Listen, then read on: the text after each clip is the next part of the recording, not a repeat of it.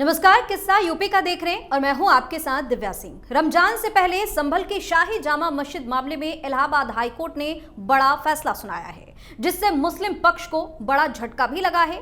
Court ने मस्जिद में रंगाई पुताई की इजाजत नहीं दी। कोर्ट ने कहा कि अभी मस्जिद में सिर्फ साफ सफाई हो, अभी इसमें रंगाई पुताई की जरूरत नहीं है। एएसआई के रिपोर्ट के बाद हाई कोर्ट ने यह फैसला सुनाया है। अदालत ने कहा कि एएसआई की निगरानी में मस्जिद की साफ सफाई होगी।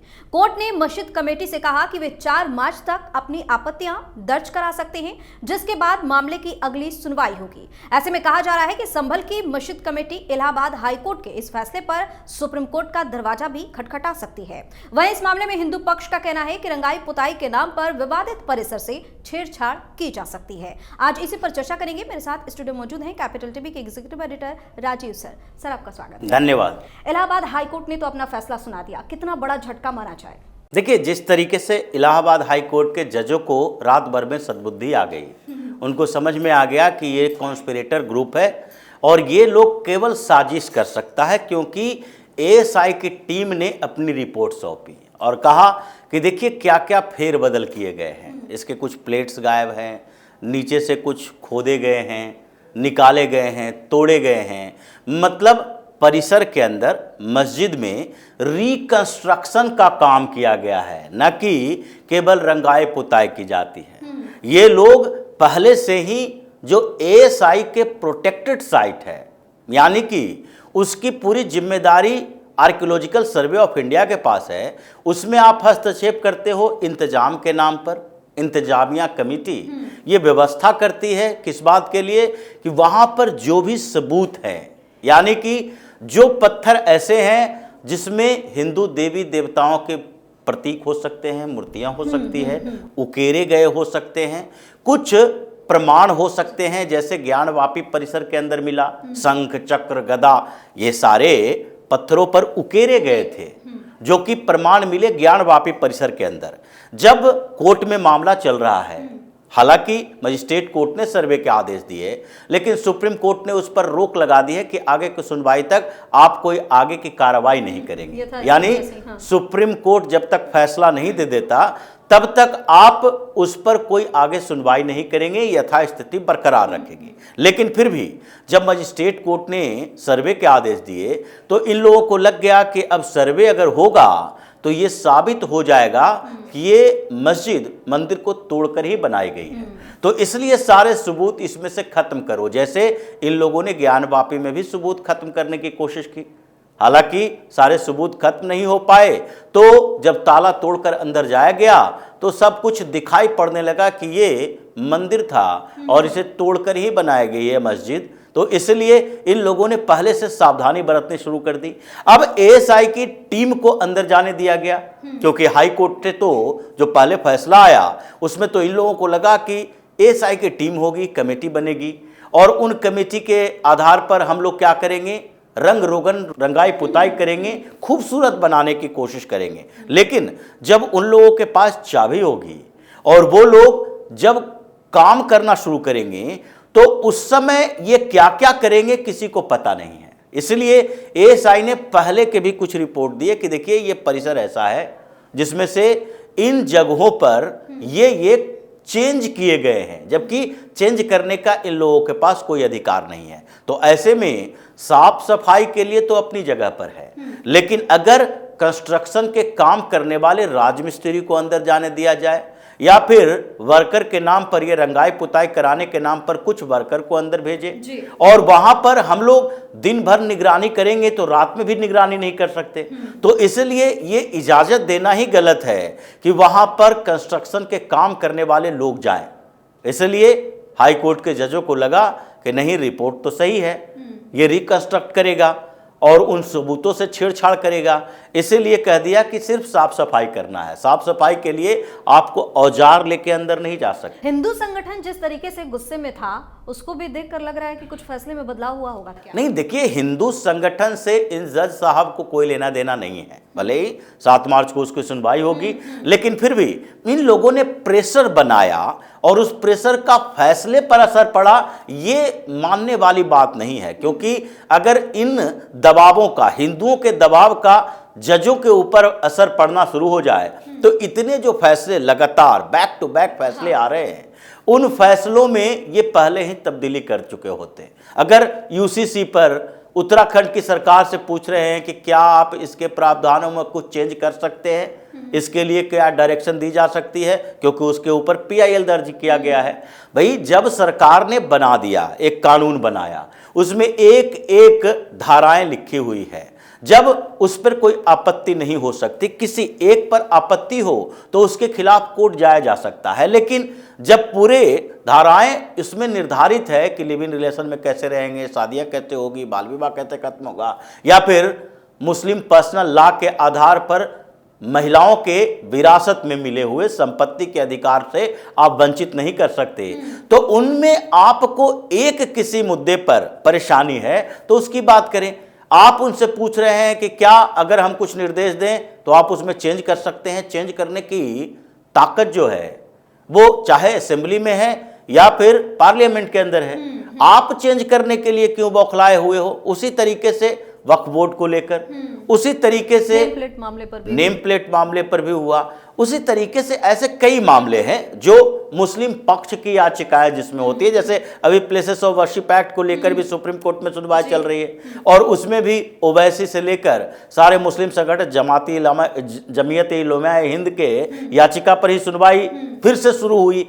तो इन लोगों को हिंदुओं के दबाव का कोई असर नहीं इनके ऊपर पड़ता है, बल्कि असर पड़ता है रिपोर्ट सबूत का, और एएसआई ने इस बार सबूत दिए, उसके कारण इसकी समस्या बढ़ी है। अब आगे इन लोगों को लग रहा है कि पहले तो हाई कोर्ट के जजों की जय जयकार कर रहे थे, रात भर जश्न मना कि नहीं नहीं रमजान से पहले हमें एक जीत मिली है। इन लोगों को रंगाई पुताई और उसके रिकंस्ट्रक्शन से, साफ सफाई से मतलब नहीं है। इन लोगों को किसी तरीके से एक मोरल विक्ट्री चाहिए हिंदुओं के ऊपर, क्योंकि संभल में आजकल जो स्थिति है उसमें वहां के जितने मौलाना हैं, मौलाना सारे हमेशा मीटिंग कर रहे हैं, एक के बाद एक मीटिंग कर रहे हैं कि देखो इस मोहल्ले में शिवरात्रि कैसे मनाई गई, यहाँ कैसे हिंदू आकर जय महादेव महादेव हर हर महादेव के नारे लगाते रहे और हम लोग चुपचाप बैठे रहे, क्योंकि प्रशासन पुलिस हमारे खिलाफ है। अभी खिलाफ होने का मतलब ये नहीं है कि आपको जबरदस्ती गिरफ्तार किया जा रहा है। हमारे खिलाफ होने का मतलब है कि ये दंगाई जिस तरीके से हमेशा हड़चन पैदा करते हैं उसके खिलाफ है। जैसे झारखंड में हजारीबाग में दंगा हुआ, लेकिन वहां सरकार किसकी है? हेमंत सोरेन की है। अब हेमंत सोरेन की सरकार है और जिस जगह पर झारखंड में ये दंगा हुआ है, धनबाद में, उस जगह पर ये पहली बार नहीं हुआ, महाशिवरात्रि के समय भी हुआ। किस आधार पर भाई? जब वहां पर भगवा पताका लगाया जा रहा था, स्तंभ था, और वहां भगवा पताका लगाए जाने को लेकर विवाद हुआ, पुलिस इंटरफेयर कर रही है, बातचीत चल रही है, उसी समय तुम लोगों ने पत्थरबाजी शुरू कर दी।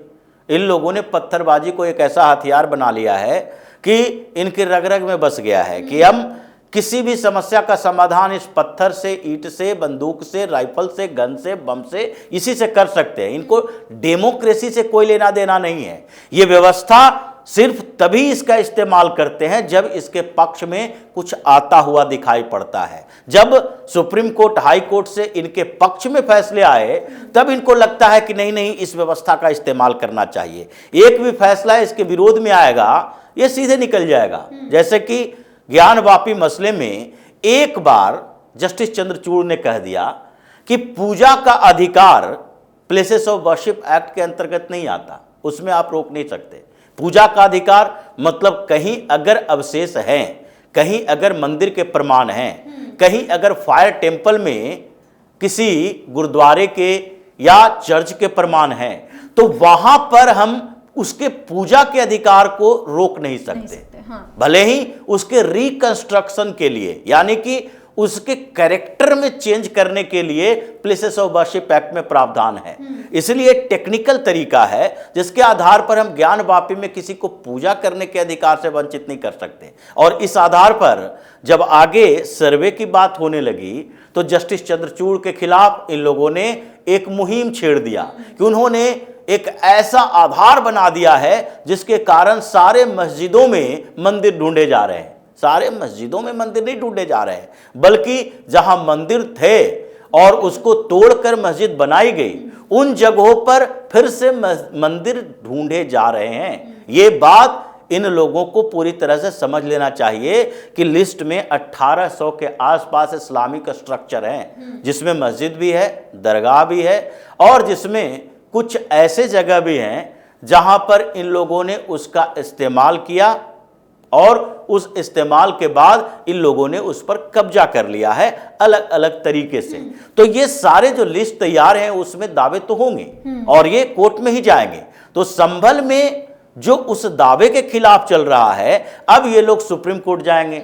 सुप्रीम कोर्ट जाएंगे, लेकिन सुप्रीम कोर्ट पर निर्भर करता है कि हाई कोर्ट ने जब एक फैसला दिया है, आगे की सुनवाई है, तो आप याचिका एक्सेप्ट करके तुरंत सुनवाई के लिए तैयार हो जाते हो, या आगे कहते हो कि आपका जब समय आएगा, लिस्ट में है, जब समय आएगा तो उसके अनुसार आपको समय दिया जाएगा। लेकिन इन लोगों पर भरोसा है नहीं। सुप्रीम कोर्ट में भी जो इतिहास बताता है, पहले की कुछ घटनाएं बताती है कि इन लोगों ने भी वही काम किया है कि अगर मुस्लिम का मुद्दा है तो आप तत्काल सुनवाई के लिए तैयार हो जाते हो। सुबह के 3:30 बजे भी फैसला सुना दिया। सुबह के 3:30 बजे, रात के 9:30 बजे, कितने ऐसे फैसले हैं जो इन लोगों ने दिए हैं, और उस समय इनको कोई टाइमिंग का प्रॉब्लम नहीं होता। लेकिन सामान्य स्थितियों में जब कोई एक हिंदू पक्ष होता है तो उसको टाल दिया जाता है, जैसे कांवड़ के समय में हुआ, 15 दिन का समय गुजर गया, उसके बाद आप सुनवाई के नाम पर ऐसे ही पकड़े रहे, फाइल सड़ रही है,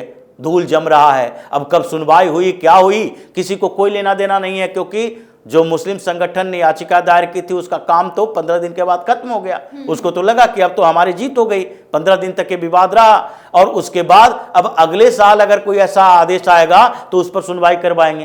तो ये स्थिति इन लोगों की है। इसलिए संभल में ये एक झटका लगा है रातों रात, मुसलमानों के लिए है, मौलानाओं के लिए, कि अब उस मस्जिद को विवादित बना दिया गया और एएसआई ने बता दिया ये तुम्हारी प्रॉपर्टी नहीं है, ये हमारी प्रॉपर्टी है, इसलिए आगे हम कुछ नए नियम कानून बनाएंगे। अगर उस साइट के संरक्षण के लिए, वहां के लोगों से पैसे इकट्ठा करने के लिए, वहां से एक तरह से सेल्फ डिपेंडेंट होने के लिए वहां टिकट भी अनाउंस किया जाता है, तभी भी वो फैसला लिया जा सकता है। मस्जिद को कुछ समय के लिए सील किया जा सकता है, क्योंकि सील करने से अंदर अगर रिकंस्ट्रक्शन हुआ है, फिर से उसको कंस्ट्रक्ट करना है, तो कुछ समय के लिए सील किया जा सकता है। तो ये एएसआई ने बता दिया कि हम अपने रिपोर्ट पर कायम हैं, और आगे किसी भी कोर्ट में जाओगे तो हमारी ये रिपोर्ट तुम्हारे सामने होगी और हम पीछे हटने वाले नहीं हैं। जी, बहुत बहुत धन्यवाद तमाम जानकारी। धन्यवाद। संभल में जामा मस्जिद की रंगाई पुताई नहीं होने वाली है। हाईकोर्ट ने मुस्लिम पक्ष की मांगों को मानने से इनकार कर दिया। जिस तरह इलाहाबाद हाईकोर्ट ने अपना फैसला सुनाया है, उसके बाद मौलाना गैंग बौखलाया हुआ है, तो दूसरी तरफ मस्जिद कमेटी सुप्रीम कोर्ट जाने की अटकलें भी तेज हो गई हैं। किस्सा यूपी में आज के लिए इतना ही। अगर आपने अभी तक हमारे चैनल को सब्सक्राइब नहीं किया है तो सब्सक्राइब कर लीजिए, हमारे वीडियो को लाइक कीजिए, शेयर कीजिए, हमारे वीडियो पर कमेंट करके जरूर बताएं कि आपको हमारी खबर कैसी लगी। धन्यवाद।